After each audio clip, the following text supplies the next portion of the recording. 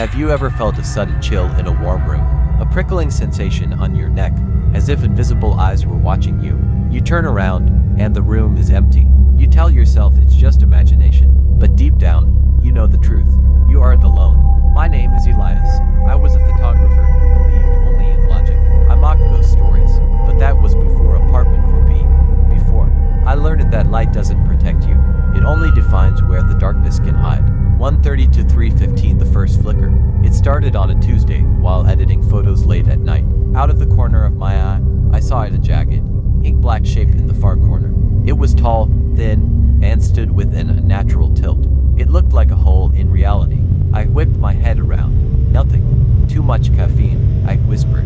But the next night, it was closer. I was in bed when the ticking of the wall clock suddenly stopped. The air became heavy. I looked toward the door. There, leaning against the frame, was a silhouette with no face, just a smooth, hollow void. I clicked the lamp. The room was empty, but on the doorframe, I found a greasy smudge, a handprint with 7 long, spindly fingers. 3:15, 5:45, the escalation. I stopped sleeping. I lined my apartment with lamps, thinking light was my shield. I was wrong. The shadow adapted, hiding in the darkness cast by the lamps themselves. I saw it behind the fridge, under my bed, and even in my own reflection. Then, the whispers began, a wet, gurgling sound inside my skull. SSL. IS. Double quotes. During a storm, the power failed. Total darkness. I fumbled for my flashlight, and when the beam cut through the gloom, I screamed. The room was crawling with them. They were on the ceiling, under the table, and standing behind my chair.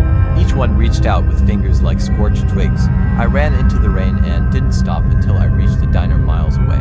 5:45 to 7:30 the final twist. The next morning, I returned to pack. The apartment was freezing.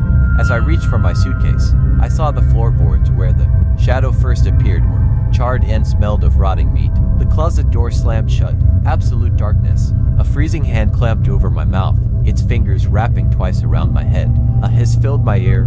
The light only makes the shadows darker. Elias, you invited me in.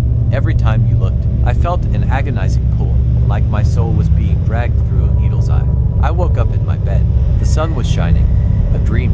I rushed to the mirror to wash my face, but my reflection didn't move. The me in the mirror stood perfectly still, a cruel, faceless grin spreading across its face. I looked down at my real hands. They were fading, turning into smoke and ink. I wasn't the man anymore. I was the flicker. Now, when you see a shadow move in your room, look closely. That's me, and I'm very, very hungry.